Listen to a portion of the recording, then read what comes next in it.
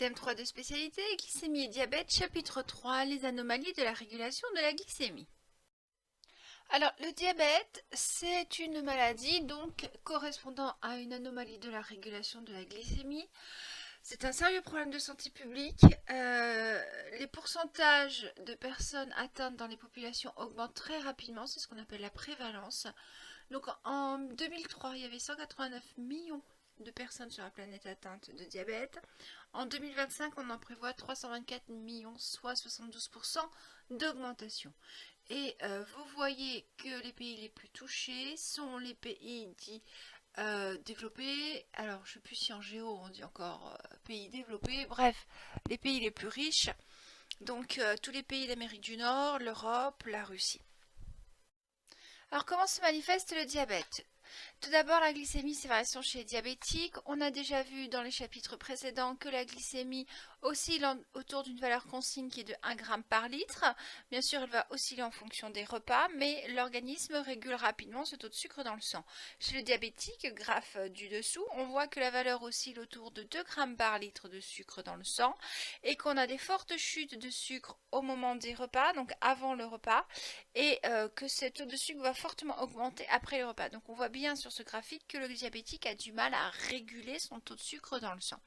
Donc le médecin va poser des diagnostics d'anomalies de régulation de la glycémie en faisant des prises de sang et en détectant la glycémie. Et l'OMS a défini des critères qui permettent de diagnostiquer des anomalies. Donc on dit qu'on a une hyperglycémie modérée à jeun, que quand on se lève le matin à jeun, c'est-à-dire qu'on n'a pas mangé depuis 12 heures, on fait une prise de sang et qu'on a le taux de sucre compris entre 1,10 g et 1,26 g par litre. Ce n'est pas un diabète, on a un peu de sucre dans le sang, c'est une simple hyperglycémie modérée à jeun. Alors que normalement on devrait avoir moins d'1,10 g par litre. Ensuite, on va parler d'intolérance au glucose. Quand on a une glycémie à jeun qui est inférieure à 1,26 g par litre et que si on fait un test de glucose, c'est-à-dire qu'on avale 75 g de glucose, 2 heures après la prise de ce glucose, la glycémie n'est pas régulée et elle est supérieure à 1,40 g et toujours inférieure à 2,00 g par litre. Ensuite, on va parler de diabète. Si en faisant une glycémie au hasard dans la journée, on a plus de 2 g par litre de sang, associé à d'autres symptômes. Donc polyurie, poly plusieurs, urie, urine. Donc on a plusieurs sucres, beaucoup de sucre dans les urines, ce qui n'est pas normal, puisqu'on n'est pas censé éliminer du sucre du tout dans les urines. On a une polydipsie, c'est-à-dire une sensation de soif excessive. On a une perte de poids. Ou alors, si le médecin vous fait faire une glycémie à jeun, vous avez plus d'1,26 g par litre. Ou alors, si vous avez une glycémie supérieure à 2 g par litre, 2 heures après l'ingestion de 75 g de glucose. Donc il y a deux différents types de diabète. Donc vous avez deux âges différents pour déclencher un diabète. Vous avez donc en France en 2009 le premier graphique, l'ensemble des patients diabétiques. Vous voyez qu'en France le diabète touche essentiellement des personnes âgées, 70, 74 ans, 75, 79 c'est le maximum. Vous avez des diabètes différents selon l'âge au moment du diagnostic. En Suède en 1998, c'est le deuxième graphique. Donc on vous dit que ces données ne concernent qu'une faible proportion de l'ensemble des diabétiques se présentant les mêmes symptômes que le patient 1 ci-dessous, celui-là. Et vous voyez que ça concerne essentiellement des enfants de moins de 15 ans. Alors, ce sont des jeunes enfants qui présentent un diabète, c'est-à-dire une anomalie de sucre dans le sang.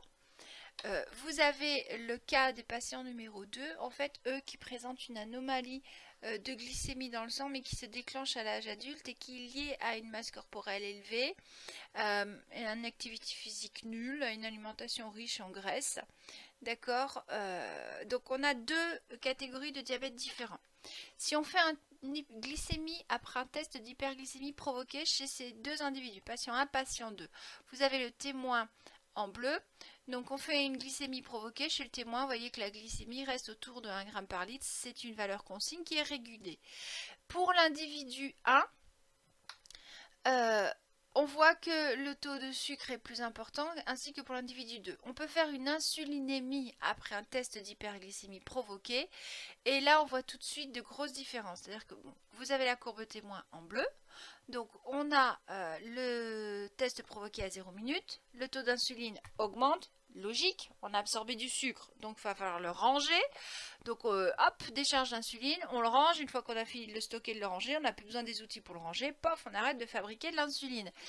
L'individu 1 n'a pas du tout d'insuline, l'individu 2 en fabrique, mais apparemment ça n'a pas l'air de marcher puisque son taux de glycémie est élevé. Donc, 2 heures après un test d'hyperglycémie provoqué, on constate que l'individu 1 possède un taux de glycémie 3 fois plus élevé que celui du témoin et que l'individu possède un taux de glycémie 4 fois plus élevé que celui du témoin. On en déduit que ces deux individus n'ont pas réussi à réguler leur glycémie, ils sont dits diabétiques. On constate que l'individu 1 possède un taux d'insuline quasi nul en permanence. On sait que l'insuline provoque le stockage du glucose par les cellules musculaires hépatiques et par les adipocytes. Ainsi, en l'absence d'insuline, le sujet 1 explique son fort taux de glycémie. Voici ce qu'il faudrait rédiger au bac. C'est long, mais au moins ça prouve à l'examinateur que vous avez tout pigé. Ce diabète étant apparu très jeune chez lui, on peut supposer un diabète de naissance ou diabète de type 1. On constate que l'individu 2 possède un taux d'insuline plus élevé que chez le témoin. On peut donc supposer que ce sont les cellules cibles de l'insuline qui ne perçoivent plus l'hormone. Ce diabète est apparu à l'âge adulte chez l'individu 2. On parle de diabète de type 2. Alors vous avez ici un document qui vous indique les principaux organes touchés par le diabète et les complications associées. Vous voyez qu'il y a beaucoup de maladies qui peuvent être handicapantes si on a ces problèmes-là. Donc je vous laisse lire tranquille, vous en sortez pas si vous avez un diabète. Donc il faut vivre avec, c'est pas évident, il faut faire attention. Donc les personnes qui naissent avec un diabète de type 1 n'ont pas le choix, elles apprennent à vivre avec, elles gèrent leur glycémie et leur taux d'insuline. Les personnes qui deviennent diabétiques, c'est pas évident pour eux parce qu'ils ont vécu pendant longtemps, on va dire, normalement, et puis à l'espace de quelques années, doivent tout modifier, leur rythme de vie, leur rythme d'alimentation, pour faire attention. Alors, l'origine du diabète. Le diabète de type 1 et ses facteurs déclenchants. Tout d'abord, des observations chez la souris. On observe les îlots pancréatiques d'une souris normale à gauche et débutant en diabète à droite. Vous voyez que les cellules bêta colorées en brun ont complètement, quasiment disparu chez la souris atteinte de diabète. Donc, si on regarde maintenant chez l'homme, on fait des autopsies pratiquées pour regarder ce qui se passe au niveau du pancréas des individus qui étaient sains et des individus atteints de diabète, et on s'aperçoit effectivement qu'il y a une absence des îlots de Langerhans et donc pas du tout de cellules bêta. Donc si on fait des observations médicales générales chez l'homme, les individus sains en bleu, diabétiques de type 1 en orange, on s'aperçoit que la masse des différents organes, en tout cas les cellules principalement impliquées dans la régulation de la glycémie, leur masse est franchement faible, voire inexistante par rapport aux individus sains, et principalement les cellules bêta qui n'existent pas chez les individus de type 1. Donc on en déduit quoi? Que le diabète de type 1 est dû à l'absence de cellules bêta. Si on fait des études immunologiques chez l'homme dans une population présentant des risques d'apparition de diabète de type 1, on mesure le taux d'anticorps dirigés contre des antigènes présents dans les îlots de Langerhans chez les enfants depuis la naissance. Donc on a les anticorps anti-GAD qui reconnaissent une cellule exprimée dans les îlots de Langerhans et les anticorps anti-tyrosine phosphatase qui reconnaissent une protéine membranaire, la tyrosine phosphatase, dont la fonction est inconnue mais qui est exprimée au niveau de diverses cellules endocrines, c'est-à-dire qui libèrent des hormones, dont les cellules pancréatiques. Et qu'est-ce qu'on constate? Que les individus présentant un diabète de type 1 présentent des anticorps dirigés contre les cellules des îlots de Langerhans et contre bien sûr la protéine membranaire. Donc, qu'est-ce qu'on peut déduire? Que le diabète de type 1 est une maladie auto-immune. Donc on a cherché s'il existait un lien entre le fait d'avoir un parent plus ou moins éloigné atteint de diabète de type 1 et le fait de contracter soi-même cette maladie. Et bien, vous voyez que oui, parce que quand on est frères jumeaux, on a 40 à 50% d'être atteint soi-même s'ils sont jumeaux à un diabète de type 1. Frères et sœurs, c'est pareil, on peut avoir jusqu'à 10%. D'accord? Donc on a des liens, on a une influence génétique.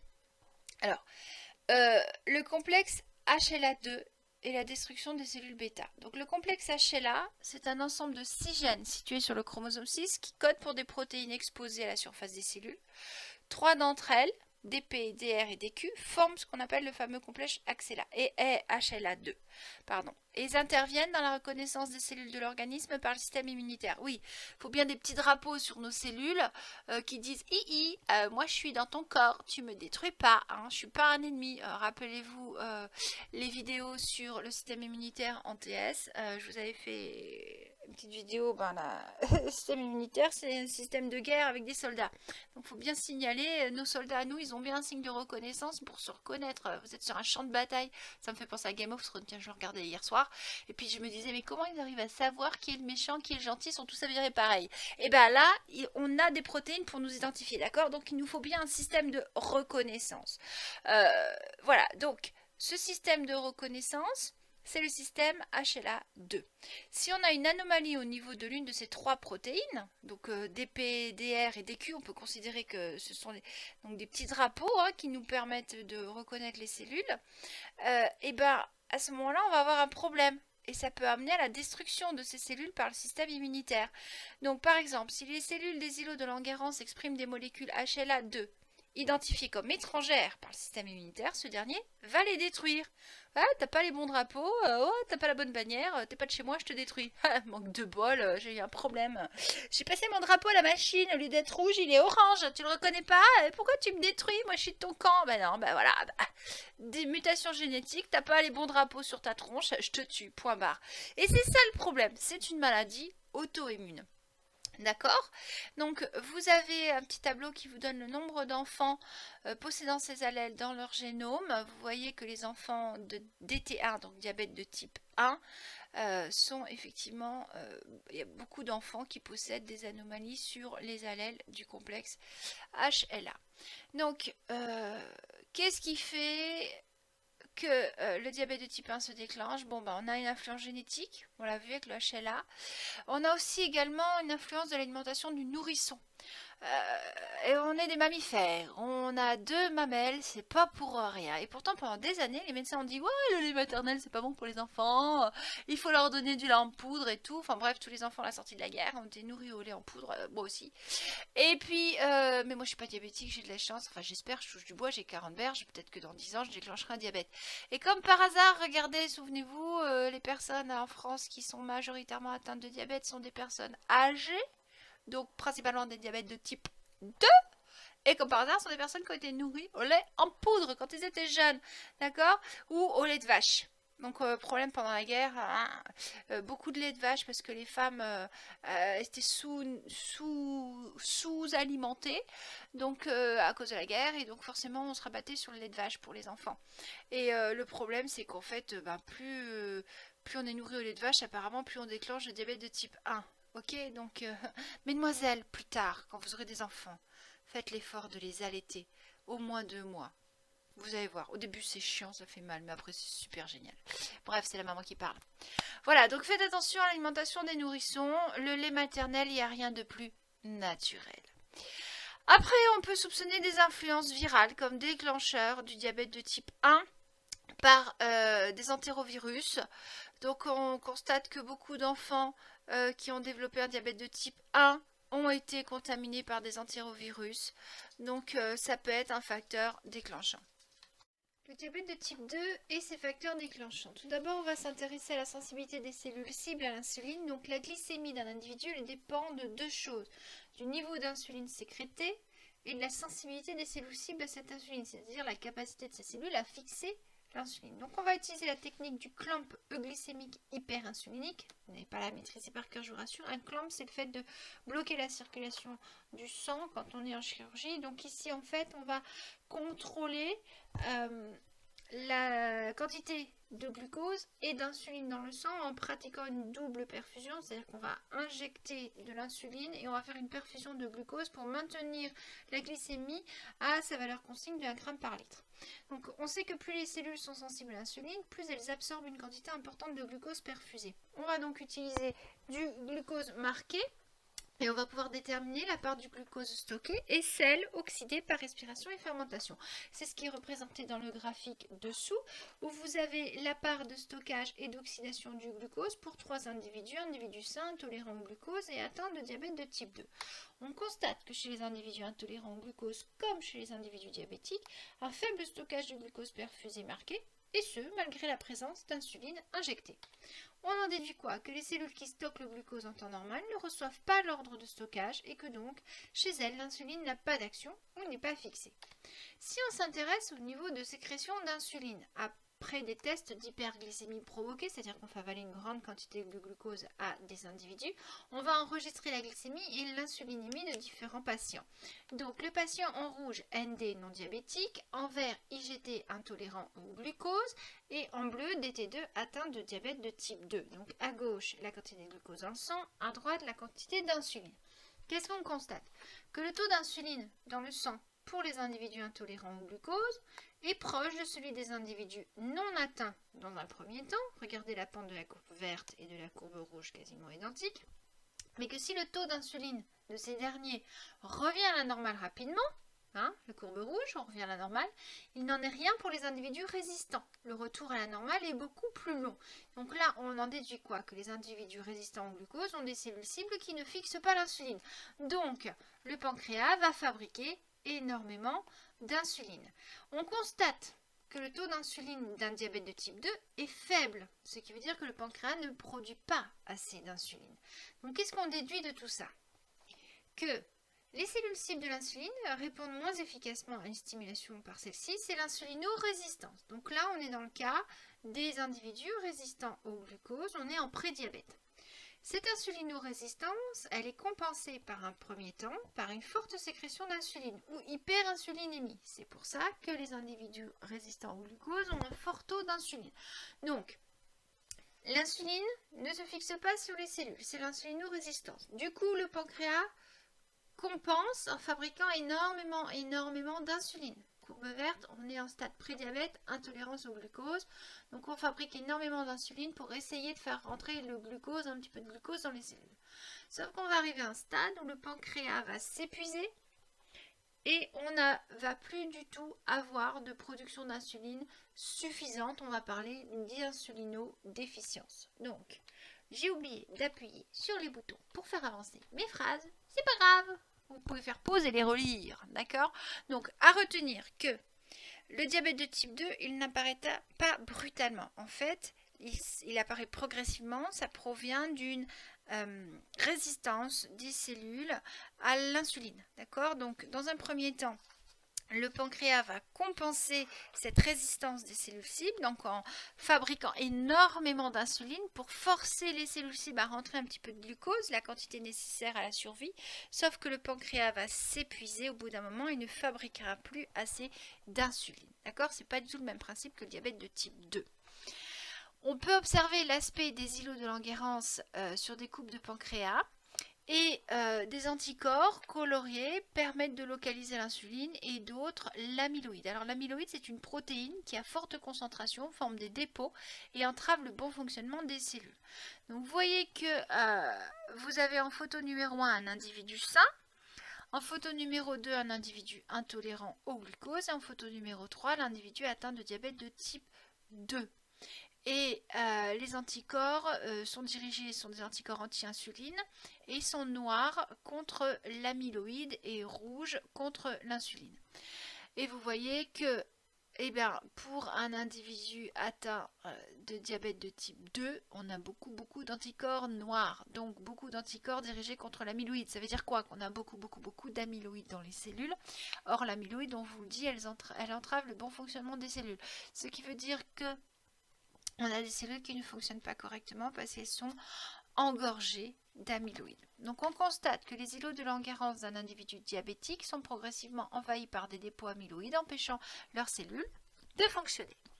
Donc suite à une diminution de la sensibilité à l'insuline, un individu maintiendra sa glycémie si sa sécrétion d'insuline augmente de façon à compenser cette baisse de sensibilité. Ce sont les flèches jaunes sur le graphique.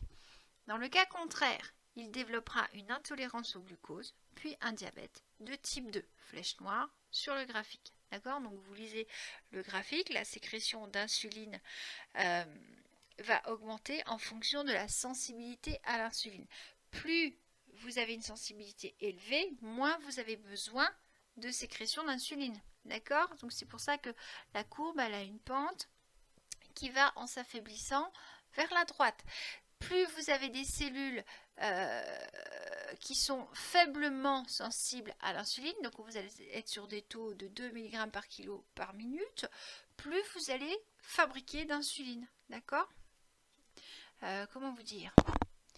Plus vous êtes sourd, plus vous criez. Moins vous êtes sourd, moins il y a besoin de crier. Pigé? Donc plus vos cellules entendent bien. Donc elles entendent quoi? L'insuline. Pas besoin de crier, pas besoin de fabriquer beaucoup d'insuline.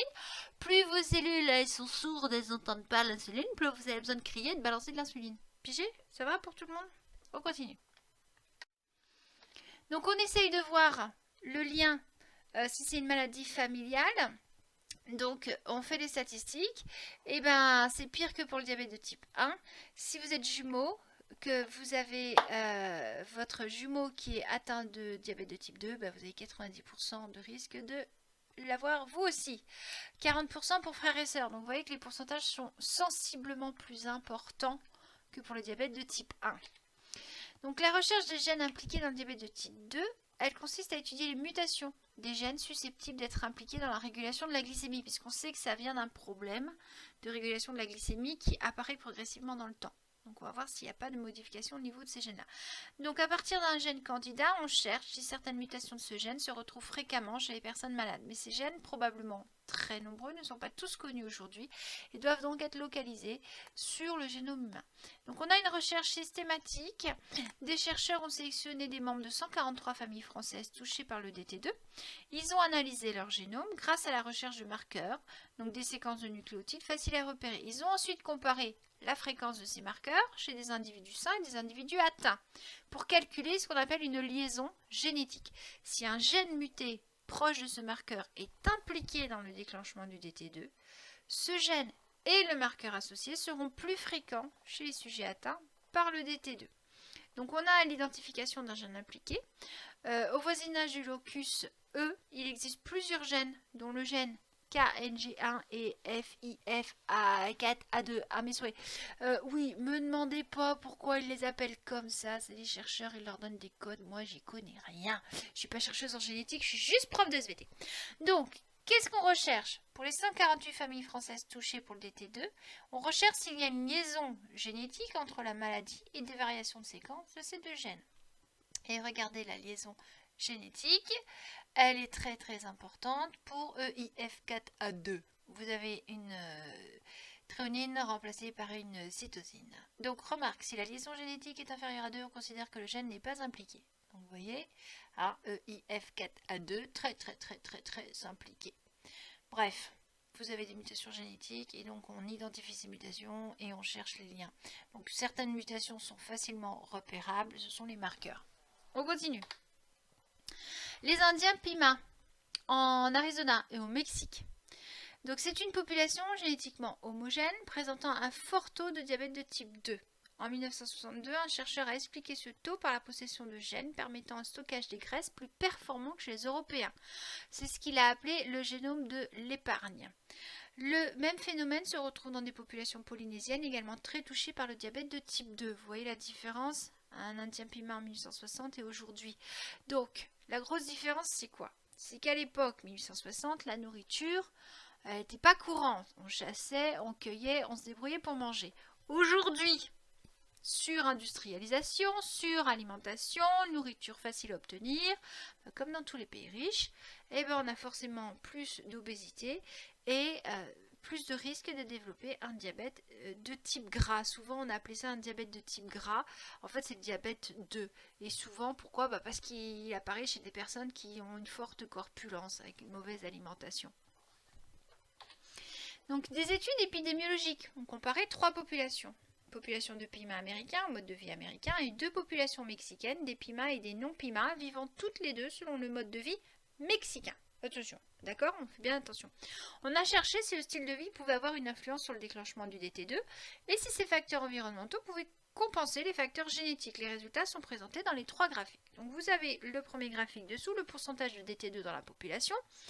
Chez les Mexicains non PIMA, 2%.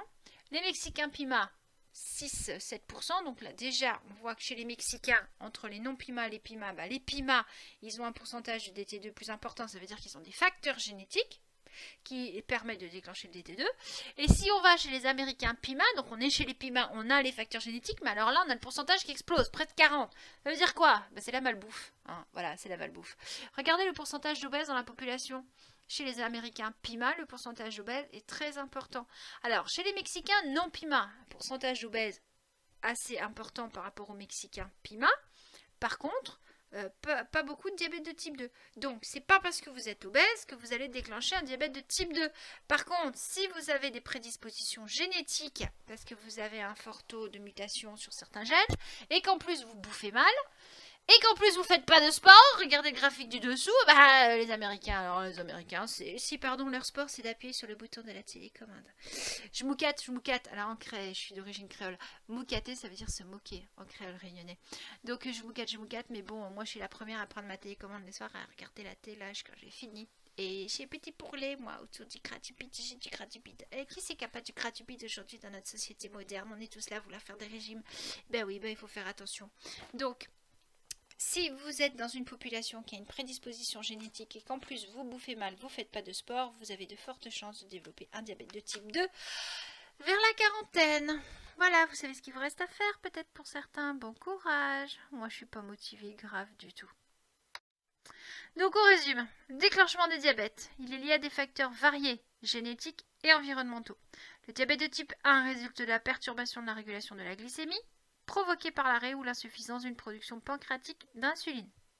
Depuis la naissance, l'absence ou l'insuffisance de l'insuline est due à une destruction auto-immune des cellules bêta, des cellules de Langerhans.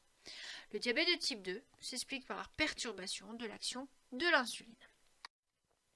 Alors, le traitement des diabètes. On a des injections quotidiennes d'insuline obligatoires pour les diabétiques de type 1, parce qu'ils ne peuvent pas en produire.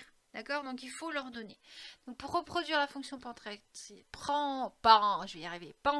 naturelle, il faut avoir dans le sang une insulinémie de base et des pics au moment des repas. Donc on a des boîtiers de commande avec des réservoirs à insuline, on peut avoir des cathéters implantés sous la peau, ou alors avoir un boîtier avec une aiguille et puis on se fait ces injections manuelles. On n'a pas besoin d'une infirmière. Les diabétiques, les jeunes enfants diabétiques apprennent très tôt à les faire tout seuls et sont autonomes. Vous avez peut-être des amis qui le sont et qui ont leur piqûre à faire à heure régulière. Mais quand je dis régulière, c'est régulière.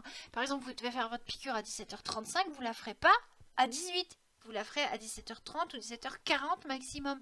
Parce que si vous êtes en manque d'insuline, vous pouvez très vite faire des malaises et tomber dans le coma. Donc, on va avoir des doses d'insuline à faire forcément avant les repas, puisqu'il va falloir faire stocker le sucre que vous allez ingérer pendant les repas. D'accord? Ensuite, les antidiabétiques oraux. C'est le principal traitement des sujets atteints de type 2. Associés ou non à l'insuline. Donc 75% des diabétiques français sont traités uniquement par des médicaments oraux hypoglycémiants. C'est ce que je vous disais tout à l'heure, en France on bouffe mal et donc forcément c'est le diabète de type 2 qui est majoritaire dans la population. Donc ces médicaments peuvent être pris en plus des injections d'insuline. Pour comprendre l'effet de l'un d'eux, le metformine, les chercheurs ont cultivé des cellules dans des milieux de composition différentes et mesuré en parallèle le prélèvement de glucose par les cellules. Les résultats sont présentés ci-contre. Donc dans le graphique, vous avez le prélèvement de glucose par une cellule en picomol par heure. Vous avez le témoin en blanc. Donc le témoin, il va prélever 120 picomol par heure de glucose. Vous avez sous metformine quasiment le même taux. Sous insuline, vous avez 300. Et puis metformine plus insuline, vous avez 400 picomol par heure. Donc vous voyez qu'un individu qui n'est pas capable de stocker le glucose, si on lui fait des piqûres d'insuline, on augmente le taux d'insuline, on va favoriser le passage du glucose dans les cellules. Donc forcément, il monte à un taux d'absorption assez élevé. Mais si on lui rajoute le fameux médicament, donc la combinaison insuline plus metformine, c'est ce qui permet de forcer le passage du glucose dans les cellules. Vous allez me dire, le témoin, il est à 120, pourquoi on a besoin de monter à 400? Mais parce que ce sont pour des personnes diabétiques qui ont trop de sucre dans le sang. Donc le témoin, lui, il a une glycémie normale, donc il n'a pas énormément de glucose à faire rentrer. Par contre, le prélèvement de glucose est fortement augmenté par une metformine associée à l'insuline et c'est important pour les personnes diabétiques de type 2 puisqu'elles ont un taux de diabète supérieur à 2 grammes par litre. Alors, il va falloir, pour limiter l'impact du diabète sur notre vie, il faut adopter un style de vie adapté. Donc, pour évaluer l'impact respectif des médicaments et du mode de vie dans le traitement des DT2, on a recherché parmi 2994 sujets. On se demande pourquoi ils n'ont pas fait 3000 tourons, mais bon, il leur manquait peut-être 6 volontaires et ils n'ont pas réussi à les trouver. Hein. Donc, sur ces 2994 sujets, ils ont cherché ceux présentant une variation génétique associée à un risque très élevé de DT2, selon la méthode qu'on a vue précédemment. Ils ont ensuite été répartis en 3 groupes. L'un reçoit un médicament hypoglycémiant, c'est-à-dire provoquant une hypoglycémie, donc favorisant le stockage du glucose. Un deuxième, un placebo. Alors un placebo, c'est un médicament qui fait rien. Il ressemble à l'autre, vous croyez le bouffer, mais en fait vous avalez de la farine. Et le troisième, il doit suivre un régime et augmenter l'activité physique. Donc le troisième, il ne prend pas de médoc, mais il doit juste faire du sport et faire attention à ce qu'il mange. Donc l'étude, elle suit le nombre de DT2 qui apparaissent dans les 3 groupes. Donc ceux qui ont le placebo, bah voilà, 12%. Ceux qui sont sous metformine, le médicament hypoglycémien, on est à 7%. Et puis ceux qui ont un style de vie très bien sportif et équilibré, on est à peine à 5%. Donc vous avez compris ce qu'il vous reste à faire. Si vous ne voulez pas vous gaver de médicaments, si vous avez un risque de DT2, faites du sport. Je sais, c'est plus facile à dire qu'à faire. Bon, on va finir. Ah putain, c'est pas vrai, il faut que je recommence tout. Avec le schéma de conclusion. Donc, dans le diabète de type 1, les cellules bêta ne fonctionnent pas. Pourquoi? On a une destruction auto-immune. Donc, pas d'assimilation du glucose. Si j'ai un sujet sain, ça y est, je commence à zozoter, se fatiguer. Les cellules bêta fabriquent de l'insuline, donc on a une action cellulaire, on force l'ingestion du glucose dans la cellule.